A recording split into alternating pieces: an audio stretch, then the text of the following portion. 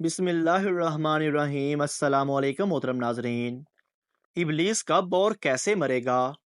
احنف بن قیس رضی اللہ تعالیٰ عنہ فرماتے ہیں کہ حضرت عمر رضی اللہ تعالیٰ عنہ سے ملاقات کے لیے ایک مرتبہ مدینہ منورہ جانا ہوا۔ ایک مجمع میں حضرت کعب احبار رضی اللہ تعالیٰ عنہ کو تقریر کرتے ہوئے دیکھا تو میں بھی وہیں بیٹھ گیا۔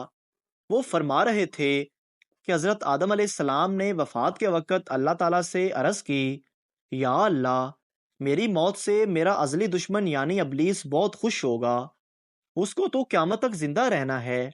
جواب ملا، آدم، تم انتقال کے بعد جنت میں چلے جاؤ گے اور وہ ملعون قیامت تک ہی دنیا میں رہے گا۔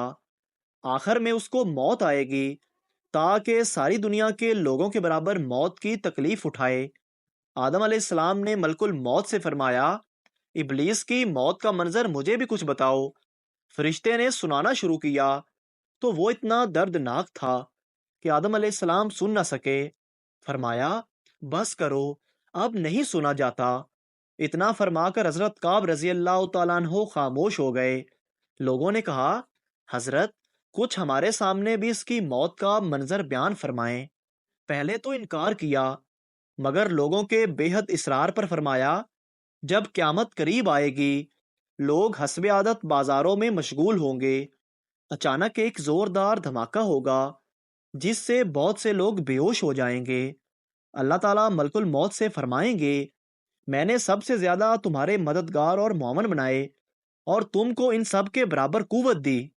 میرے غصے اور غضب کا لباس پہن کر جاؤ اور ابلیس ملعون کی روح قبض کرو اور اس کے ساتھ تمام انسانوں اور جنوں سے زیادہ سختی کرنا، اور مالک یعنی دروغہ جہنم سے کہو کہ جہنم کے دروازے کھول دے۔ ملک الموت غیظ و غضب میں بھرے بہت سے فرشتوں کے ساتھ دنیا میں اس طرح آئیں گے کہ آسمان اور زمین والے دیکھ لیں گے تو خوف کے مارے پگھل جائیں۔ ابلیس کے پاس پہنچ کر بہت زور سے ڈانٹ پلائیں گے جس سے ابلیس بری طرح داڑے مار مار کر چیخے گا۔ اگر دنیا والے اس کی آواز سن لیں تو تمام دنیا والے بے ہوش ہو جائیں۔ ملک الموت ابلیس سے کہیں گے، اے خبیث، تو نے بہت طویل عمر پائی اور بے شمار انسانوں کو گمراہ کیا، تو جو تیرے ساتھ جہنم میں جائیں گے، آج ان سب کے برابر تجھے موت کا مزہ چکھاؤں گا۔ تیری مہلت اور ڈھیل کا وقت ختم ہو چکا، اب تو موت سے نہیں بھاگ سکتا۔ ابلیس گھبرا کر مشرق کی جانب بھاگے گا تو کبھی مغرب کی جانب، لیکن ہر طرف اپنے سامنے ملک الموت کو پائے گا۔